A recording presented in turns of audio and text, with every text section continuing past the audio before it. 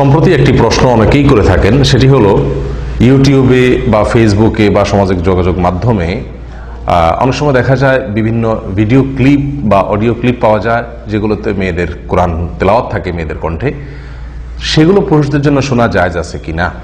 অনেক সময় অনেককে দেখা যায় এই সমস্ত তেলাওয়াতগুলো, মেয়েদের বিভিন্ন তেলাওয়াতের ভিডিও ক্লিপ বা অডিও ক্লিপগুলো আমরা একে অন্যের মাঝে শেয়ার করে থাকি শোনার জন্য, এবং অনেক পুরুষরা সেটা শুনে থাকেন।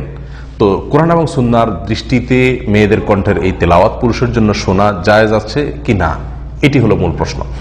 এই প্রশ্ন উত্তরে প্রথম কথা হলো যে মেয়েদের তেলাওয়াতের দুটি ফরম্যাট, এক হলো অডিও ফরম্যাট আর একটা হলো ভিডিও ফরম্যাট। ভিডিও ফরম্যাটে মেয়েদের কণ্ঠে তেলাওয়াত পুরুষদের জন্য শোনা কোনো অবস্থাতেই জায়েজ নেই।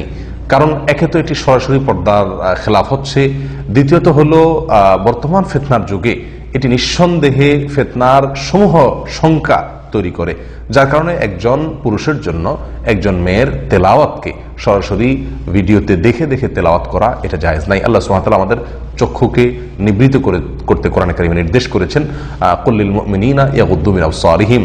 আল্লাহ তাআলা সুবহানাহু ওয়া তাআলা বলেছেন, মুমিনদেরকে বলে দিন হে রাসূল, যেন তারা তাদের দৃষ্টিকে অবনত করে, দৃষ্টিকে নামিয়ে রাখে, দৃষ্টিকে যেন হেফাজত করে, সংরক্ষণ করে পরনারীকে দেখার বিষয়ে।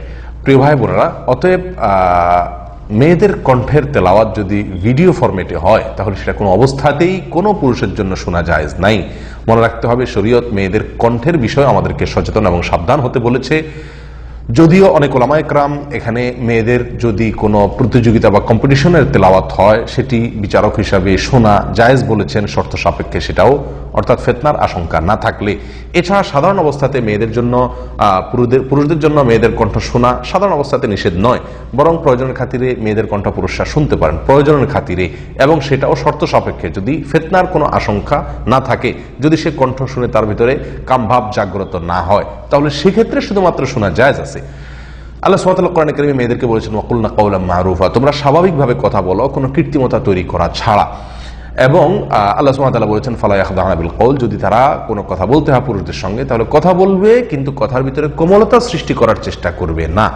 তাহলে বোঝা গেল যে পরপুরুষের সঙ্গে যদি কথা বলতে হয় বা পরপুরুষরা অন্য মেয়েদের কণ্ঠ শুনতে হয়, প্রথমত সেটা প্রয়োজনের খাতিরে হবে, দ্বিতীয়ত হলো সেটা স্বাভাবিকভাবে হবে, কোনো প্রকার কৃত্রিমতা তৈরি করা হবে না। অনেক ওলামারা তো বলেন যে কর্কশভাবে পরপুরুষের সাথে কথা বলবে যাতে করে সেখানে ফিতনার কোনো আশঙ্কা তৈরি না হয়। তাহলে সেক্ষেত্রে কোরআন তেলাওয়াত যেখানে বিশেষ করে কৃত্রিমতা অবশ্যই হবে, যেখানে কোমলতা সৃষ্টির চেষ্টা অবশ্যই থাকবে, এবং যেটি পুরুষের জন্য শোনা কোনো প্রয়োজনের আওতায় পড়ে না, সেটি নিছক আপনার কোরআন তেলাওয়াত শোনার নাম দিয়ে শোনা, এটা নিঃসন্দেহে একটি ফিতনার দুয়ারকে খুলে দেয় এই যুগে, বিশেষ করে ফিতনার এই ভয়াবহ যুগে। আর ভিডিও ক্লিপ হলে তো সেটা বলার অপেক্ষাই রাখে না। মুসলিমের হাদিসে আসছে নবী সাল্লাল্লাহু আলাইহি ওয়াসাল্লাম থেকে যে ইমাম মুক্তাদির সঙ্গে যখন সালাত আদায় করছেন, ইমাম পড়াচ্ছেন ইমামতি করে, তখন তার যদি কোনো ভুল হয়, পিছনে পুরুষ মুসল্লিরা সুবহানাল্লাহ বলবে উচ্চ স্বরে ইমামকে সাবধান করার জন্য। আর মেয়েরা যদি থাকেন তাহলে সেক্ষেত্রে মেয়েরা যদি ভুল ধরতে পারেন তাহলে তাদের ভুল ধরাটা সুবহানাল্লাহ দিয়ে হবে না, কারণ তাদের কণ্ঠের এই আওয়াজ শরীয়ত উচ্চস্বরে বলুক, অন্য পুরুষরা শুনুক, সেটা চায় না। সেজন্য তাদেরকে নবী সাল্লাল্লাহু আলাইহি ওয়াসাল্লাম বলেছেন হাতের তালুতে বাড়ি দিয়ে আওয়াজ দেওয়ার জন্য, ইমামকে সচেতন করার উদ্দেশ্যে। ঠিক এমনি ভাবে আমরা যদি দেখি হজের সময় তালবিয়া পাঠ, লব্বাইক আল্লাহুম্মা লব্বাইক, ইহরাম বাঁধার পর থেকে নিয়ে যে তালবিয়া পাঠের নির্দেশ এসেছে, এটি পুরুষদের জন্য উচ্চ স্বরে তালবিয়া পাঠের নির্দেশ এসেছে, কিন্তু মেয়েদেরকে বলা হয়েছে নিম্ন স্বরে তালবিয়া পাঠ করার জন্য। সেই সাথে আপনি লক্ষ্য করবেন যে আজান পুরুষদেরকে দিতে বলা হয়েছে, মেয়েদেরকে দিতে বলা হয় না। এই সবগুলোর মূল উদ্দেশ্য অনেক ওলামায়ে কেরামের দৃষ্টিতে ফিতনা থেকে উম্মতকে রক্ষা করা।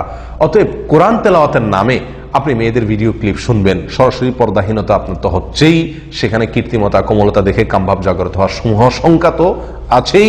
এমত অবস্থাতে সেরকম তেলাওয়াত শোনা, মেয়েদের তেলাওয়াত শোনা আমাদের এটা না কোনো প্রয়োজনের আওতায় পড়ে, না এটা আশঙ্কামুক্ত, সরাসরি বেপর্দা তো আছেই। অতএব এটি সম্পূর্ণ হারাম হবে এবং নিষিদ্ধ হবে। আসুন নেক্সট সুরতে ধোকা, অর্থাৎ দেখতে মনে হচ্ছে ভালো কাজ করছি, কোরআন তেলাওয়াত শুনছি, এখান থেকে আমাদের অনেক অনাচারের পথ সুগম হয় এবং তৈরি হয়। এই জন্য এখান থেকে বেঁচে থাকার চেষ্টা করি। আল্লাহ তাআলা আমাদের সকলকে সাবধান এবং সচেতন হওয়ার তৌফিক দান করেন। আসসালামু আলাইকুম ওয়া রাহমাতুল্লাহি ওয়া বারাকাতুহু।